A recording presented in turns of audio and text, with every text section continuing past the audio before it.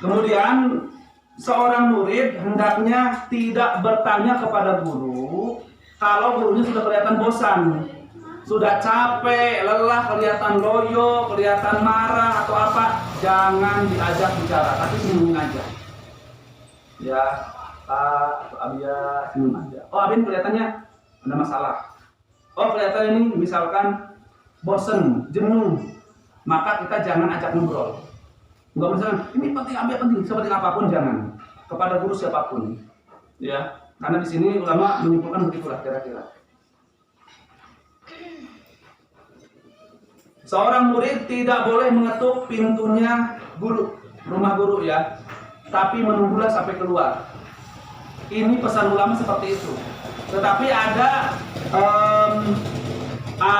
keterangan lain yang menyampaikan pertama gini, adab ke rumah guru pertama itu ketuk pintu dulu boleh, assalamualaikum dulu juga boleh. Lagi tok tok tok, waalaikumsalam. Nah, ini assalamualaikum. Dan tidak boleh berdiri di samping ketika dibuka di depan. Ya. Ketika orang lain ketika guru menanyakan siapa di luar, saya. Nggak boleh bilang saya, sebutkan nama. Itulah adab ketika masuk ke rumah guru. Ke rumah guru siapapun, tidak usah ustadz atau kiai saja, seluruh. Ya. Dan yang lebih bagus adalah menunggu gurunya keluar dari rumah tersebut. Kita ada keperluan, ya, maka tunggulah. Ini adab. Tapi ini terjadi pada zaman para sahabat. Kita mah mau kuat juga ya. Ada yang mau disampaikan, itu ketemu, jadi ya penting, ya.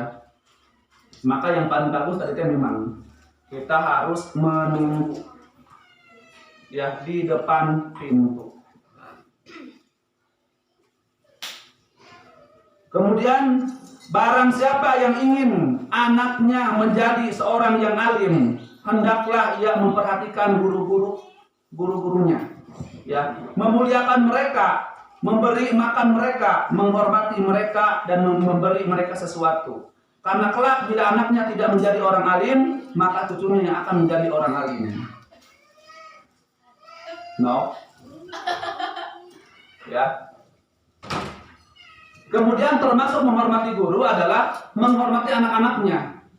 Dulu para hafiz Quran, para ulama ini ya, itu dijelaskan dalam sebuah kitab, Kalimutan juga sama. Jadi ceritanya ada anak kiai sedang main bola, ya. Maka santri ini dia berdiri saja, berdiri. Ya, kemudian ditanyakan oleh santri yang lain, kenapa kau berdiri? Aku menghormati anaknya kiai. Jadi ngasuh anak kiai, anak gurunya termasuk menghormati gurunya. Buku anak guru nang bisa keposeran. Teragap di jurang di mana baik. Lihat, membiarkan. Maka sama dengan tidak menghormati gurunya. Ternyata orang yang berdiri ini yang memperhatikan anaknya. Ketika tadi yang bertanya kenapa, karena dia anak, khawatir dia terjatuh, khawatir dia keseleo, khawatir dia berantem, maka santri ini berdiri. Abi lupa lagi namanya ya, dia menjadi hafiz Quran. Hanya dengan apa? Teknik atau metode dengan adab. Ya, dengan adab mencintai. Karena kalau sudah mencintai, Allah pun akan cinta, akan Allah mudahkan cara belajar dia.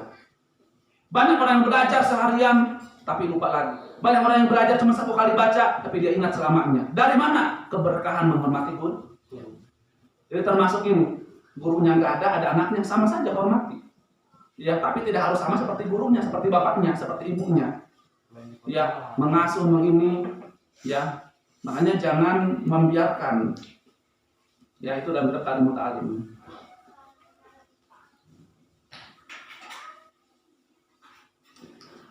Termasuk juga menghormati guru adalah selain daripada menghormati anak-anaknya dalam kitab Al-Muta'alim, juga menghormati yang berhubungan dengan guru tersebut. Orang tuanya, dulur-dulurnya. Oh, ini dia adalah sahabat dari guru saya. Sama penghormatannya. Ya, itu namanya adab. Jadi ini mesti kita lakukan sebagai ciri orang yang bertakwa.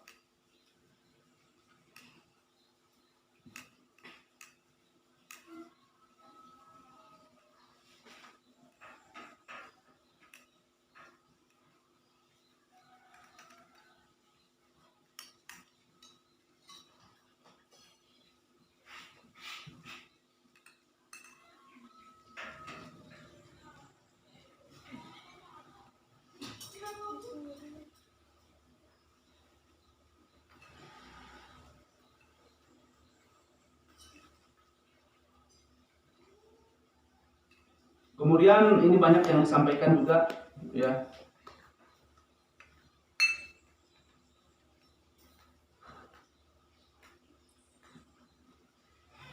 Kemudian ciri menghormati guru adalah tidak pernah membantah gurunya. Diberikan apapun, iya saja. Meskipun kadang-kadang kita tidak sanggup. Tapi selama gurunya nyuruh yang bukan maksiat, ikuti. Ya, laksanakan. Kata Abia misalkan, atau kata guru misalkan, tolong baca ini, tolong lakukan ini. Selama perintahnya tidak melanggar hukum syariat, laksanakan. Abia gimana kalau nggak mampu? Urusan nanti kalau udah dicoba. Kalau sudah dicoba, barulah komplain. Nanti biar punya lihat sendiri, oh ternyata dia nggak mampu. Beda dengan begini, belum apa-apa sudah komentar. Ah mual biasa, ah mual hafal, ah mual bisa, ah rese. Masya Allah, itulah yang menjadikan kenapa ilmu itu yang kita baca cuma nempel di mata doang, tidak nempel di kepala. Ya, jadi ini adalah adab. Makanya kenapa ini disebut dengan kitab Ta'limut Ta'lim? Karena sudah diajarkan etika, tata krama, baik dengan ilmunya ataupun yang mengajarkan ilmu tersebut. Ya, sampai sini barangkali kita sudah jam 10 lewat.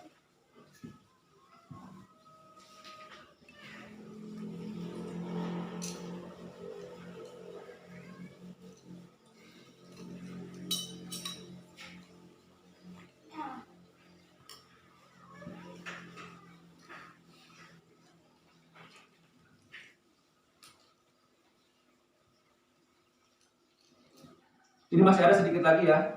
Hendaknya seorang murid tidak duduk di dekat guru saat berebut tempat duduk. Nah, nggak boleh. Ya. Tanpa ada keadaan yang mendesak, kecuali kalau misalnya duduk teka bagian, celek boleh enggak harus dilakukan guru. Boleh enggak celek iya be gurunya. Begitu. Nah, bedil gitu. Ya. Justru sebaiknya antara dia dan guru jaraknya harus agak jauh, karena hal ini lebih dekat dengan penghormatan. Ini ada dua keterangan, ya, dekat dengan guru sama dengan dekat dengan Rasulullah SAW. Tapi dalam kategori di sini untuk pelajar seperti kita, ya, ini dikhususkan jangan terlalu dekat. Nanti karena kalau dekat begini dengan guru di samping nanti ngobrolnya begini. Ya, mohon Pak, mohon Abia begini. Harusnya kan mohon ke depan. Nggak yang mohon begini. Ya, makanya lebih bagus itu di hadapan. Guru di sini carilah di hadapannya. Ya. Makanya kenapa di sekolah belajar guru di depan, murid di sini? Kenapa nggak guru di sini di samping? Karena di sini yang dipakai ta'limut ta'lim. Baru paham sekarang ya. Guru di depan sendiri, itu guru menghadap murid pun menghadap guru karena begitulah belajar. Kalau dulu ulama mengajarkan harus di samping, beda di samping semua, guru di sini sendiri. Begitu. Ya.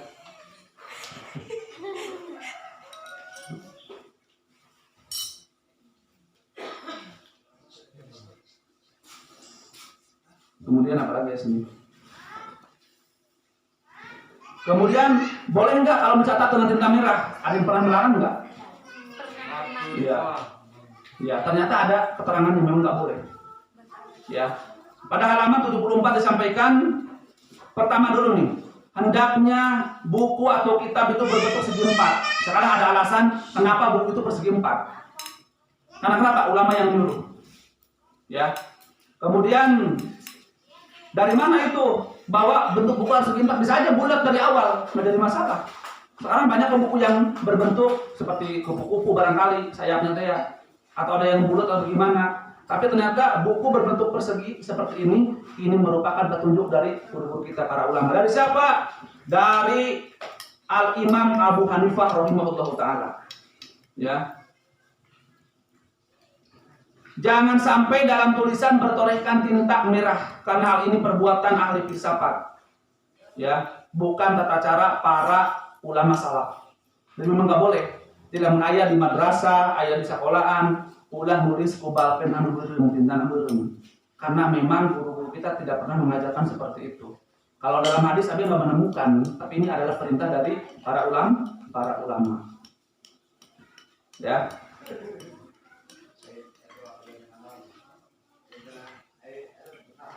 Boleh nggak ini caper depan gurunya, cari perhatian, cari muka? Boleh, nggak jadi masalah. Jadi jangan menunjukkan rasa malas kita depan guru. Ini kerjakan, terahal. Itu dosa, nggak boleh. Itu tidak beradab. Ya, hendaknya iya saja. Gimana kalau dia membohongi hatinya? Itu urusan dia dengan Allah. Kenapa? Karena dia jihad, berjuang melawan hawa nafsunya. Terahal tema, tapi depan guru berusaha untuk tersembunyi. Itu merupakan menghormati. Ya, perbuatan salah tapi dibenarkan dalam adab. Begitu ya.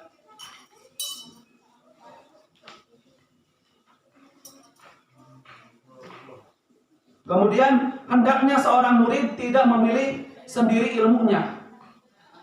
Lagi, abdi mah yang ieu bae, belajar ieu bae.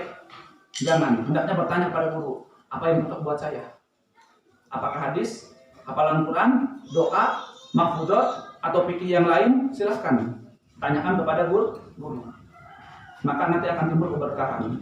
Jangan sampai memilih kumaha sorangan, karena di sini ada sebuah riwayat, ya kalau tidak salah, jadi ada seorang yang santrinya dia suka dengan hadis. Tapi kata gurunya, kamu jangan hafalkan hadis, kamu belajar fikih saja.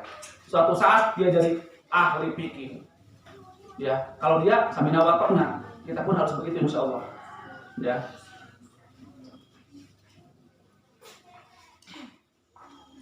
Oke, demikian yang dapat kami sampaikan. Semoga bermanfaat. Kita sudah sampai ke pasal 4. Mudah-mudahan di kemudian hari kita lanjutkan dengan pasal yang kelima. Mudah-mudahan Allah Subhanahu wa taala senantiasa merahmati kita semua, memudahkan belajar kita dan menjadikan kita seorang murid, seorang santri yang insya Allah samina wa ta'na, berakhlak baik, menghormati, mencintai guru-guru kita, dan mudah-mudahan Allah senantiasa memberkahi hidup kita, ilmu kita, rezeki kita. Amin ya Allah ya Rabbal alamin. Demikian barakallahu fikum. Ihdinas siratal mustaqim. Wassalamualaikum warahmatullahi wabarakatuh. Waalaikumsalam warahmatullahi wabarakatuh. Oke, sudah selesai.